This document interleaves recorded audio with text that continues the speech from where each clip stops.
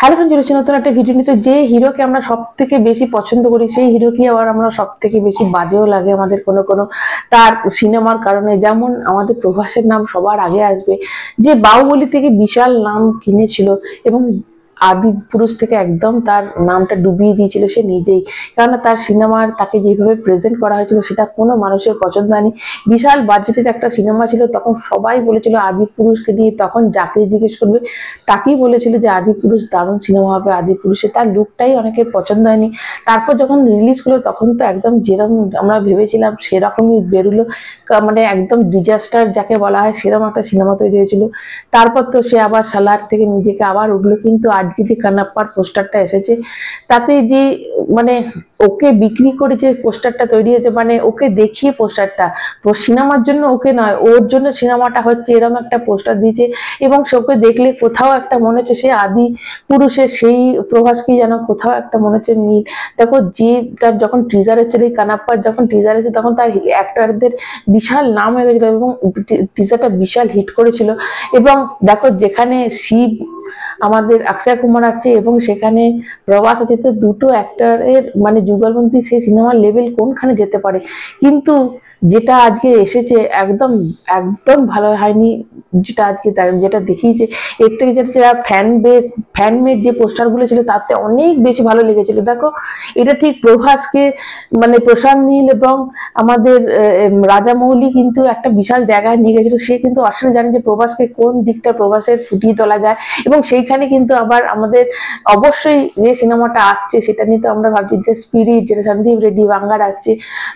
জানি না রাজা সাহেব কি এরকম আসবে, রাজা সাহেব, ফৌজি, তো এই যে ভালো ভালো সিনেমাগুলো আসছে, তো সেইখানে দাঁড়িয়ে এরকম একটা কানাপ্পার এই পোস্টারটা দেখে এই সময় যেখানে তার এই পরপর সিনেমা যে রাজা সাহেব আসছে, তারপর ফৌজি আসবে, তারপর স্পিরিট, কালকি আসবে, কালকিতে কোন জায়গায় তাকে আবার নিয়ে চলে গেছিল, কিন্তু এই কানাপ্পার একটা পোস্টারে তাকে কোথা থেকে কোথায় নামিয়ে দিল। তো দেখো 120 থেকে 250, 120 কোটি থেকে 150 কোটি টাকার এই সিনেমাটা সবাই বলছিল কি করে হবে, কারণ দুটো হেভি ওয়েটের মানে অ্যাক্টর আছে, তারপর সিনেমার খরচা আছে, তো এটা বিয়েতে কি করে একটা সিনেমা বার করতে পারো, কারণ এদের তো পারিশ্রমিক অনেক বেশি, তো অর্ধেক টাকা তো ওরাই নিয়ে নেবে, তাহলে আর কি বাকি থাকবে যে ওরা মানে সিনেমাটা করবে। তো সেটারই ঝলকটা দিয়ে পোস্টারে দেখা গেল যে পোস্টারটা এতটাই ফালতু হয়েছে যে এর থেকে মনে হচ্ছে যে শুধু প্রভাসকে যদি বিনা মেকআপে দান করে দিত তাহলে বোধহয় বেটার হতো। যে একটা যেটা এসেছে জানি না এর ফল কি, মানে সিনেমাটাতে মানে এটার প্রভাব অবশ্যই সিনেমাটাতে পড়বে, জানি না কতজনই সিনেমাটা দেখতে হবে। এরকম পোস্টার এরকম ধরনের জিনিসই কিন্তু একটা সিনেমাকে ডুবিয়ে দিতে একদমই পারে। তো আমি চাইবো অবশ্যই কানাপ্পা যারা এই পোস্টারটা তাড়াহুড়ো করে দিয়েছে কিনা আমি জানি না, কিন্তু যে পোস্টারটা দিয়েছে এটা সোশ্যাল মিডিয়াতে মানে ভীষণভাবে ট্রোল হয়েছে। যেরকম ট্রোল হয়েছিল একদিন এই আদি পুরুষ সিনেমাটা, দেখো যেখানে সালার নিয়ে এবং স্পিরিট নিয়ে এত মানুষদের ক্রেজ বেশি, যেখানে প্রভাসের প্রচন্ড এখন ডিমান্ড, যে হচ্ছে প্যান ইন্ডিয়া স্টার, তার এরকম একটা পোস্টার কোনো মানুষ এটা মেনে নিতে পারছে না এবং এটা কিন্তু আবার ট্রোল হচ্ছে।